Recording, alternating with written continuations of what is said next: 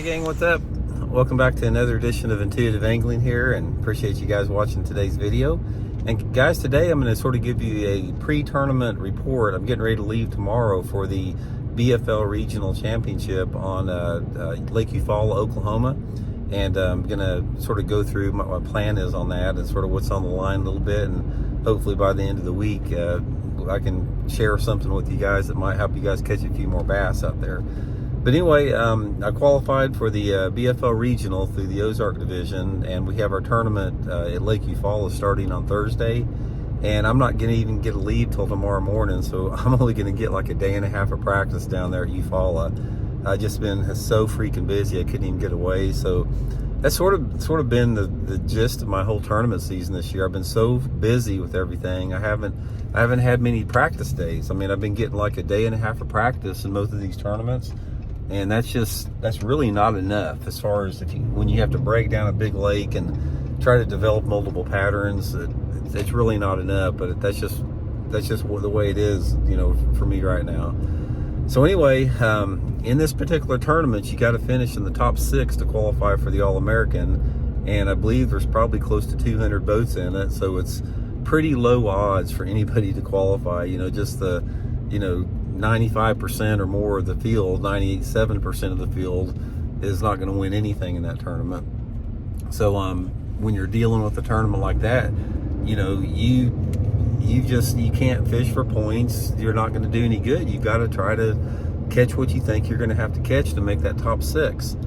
And I've been sort of watching a little bit of the tournament results, and I sort of feel that I'm going to have to catch probably about 13 pounds a day to make the top 6. And I've fished Eufaula probably half a dozen times before in my career, mainly long time ago. Last tournament I fished there was a Bassmaster Open back in the 90s, but I'd fished several of the old Redman tournaments back there in the 80s. So I know it a little bit. I don't know it very good out there. So, you know, tomorrow I'm going to get up, you know, like 3:30 in the morning and drive down there. I'll probably be able, it's about a 250 mile drive, so I'll be practicing mid-morning sometime.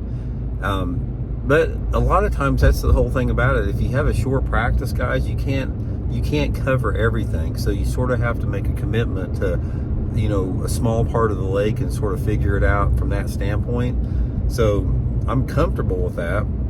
I just sort of have to get on something pretty quick. Now, just from the scouting I've done, as far as, you know, watching like the NPFL tournament down there last week, and you know, the MLF they have, it's another freaking live scope benefit tournament down there. I mean, it's this time of year, it's you know, it's either live scope and open water, or it's live scoping over brush piles.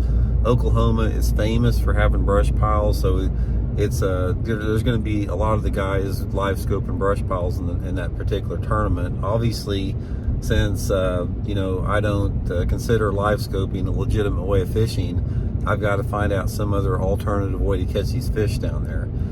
So my plan in the tournament, I'll tell you guys right off the bat, there's going to be 2 techniques that I'm going to try to get going. I'm going to try to get some type of a flipping or pitching bite going, if there's enough cover present, and a topwater bite. I think that between a topwater and flipping and pitching, you know, those produce enough quality fish where you could compete with the live scopers if I could get on that. But, you know, that's the whole thing about it. It's like, it's been so long since I fished Eufaula that I'm not really familiar with what areas have been kicking out the most fish the last couple of years. So I'm basically going to break it down like I would any lake that I don't know much about. I'm sort of going to get down there, get a feel for, you know, what the water clarities is. I'll probably run around quite a bit tomorrow down there and just checking the water clarity in certain areas, checking whatever the available cover is, and just put the trolling motor down and start fishing and try to get as much information as I can. I mean, tomorrow, you know, every bite that I get, hopefully I'll get some bites, is going to be really key to either developing a, you know, lure confidence thing, or a pattern, or some type of a technique. But I don't have time to go searching around, you know, for anything offshore. If I'm going to make the top 6 in this tournament, I'm going to do it on the bank. That's just the only way that I'm going to be able to compete here. So from that standpoint, I think probably somebody out of the top 6, maybe not. I mean, somebody out of the top 6 might squeak in shallow. I look for at least 5 of the top 6 to be spotlighting their bass here in this tournament. But like I said, I can't approach it from that way. But anyway, guys, it's a quick video here. I got to, I'll start my practice tomorrow. I'll give you guys a practice day report tomorrow afternoon after I get off the first day of practice on the water. And then on Wednesday, I'll have a short day because we got to get tackle ready and everything. And my tackle's I've still got everything tied on from Lake of the Ozarks. And I've just been so freaking busy. I hadn't had time to put as much effort into this tournament as I need to.